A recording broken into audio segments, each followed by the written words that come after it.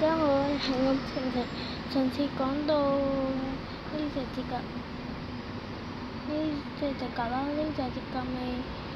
未搽指甲油嘅，咁我就而家開始慢慢搽啦。由呢隻開始，跟住就冇其他啦。我覺得呢四隻未搽，跟住呢隻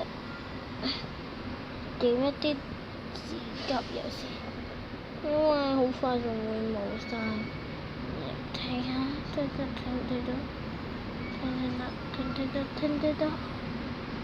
咁樣睇下，咁就搞掂㗎喎。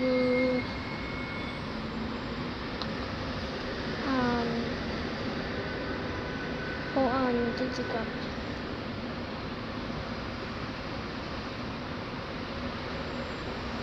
其實咧，我都唔知佢點解咁硬，好似咧嗰啲完全行唔到路嘅人咯，一啲士兵完全硬到行唔到路咯。咁而家唔好講嗰啲廢話住先啦，我驚我啲指甲會寫書，要快啲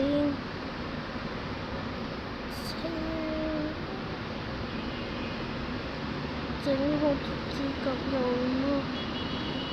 第二層都未搞掂，咁就等1分鐘啦。1分鐘，咁就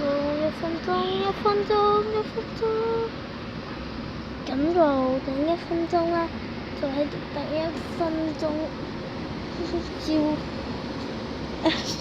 一樣都係睇住呢個鬼住先啦。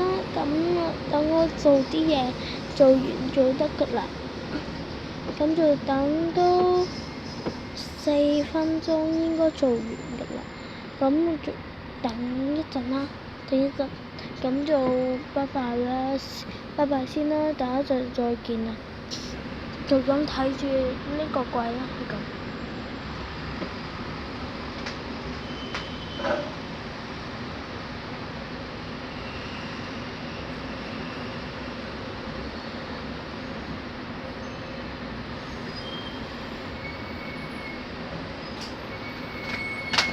都係拍片做啲，咁就好似拍地層啦。咁我就唔使4分鐘啦，我唔使4分鐘啦。咁就唔想行埋另外一層啦。所以今日咁嘅個事就搞掂啦，因為咧我唔想太麻煩。咁咧就拜拜。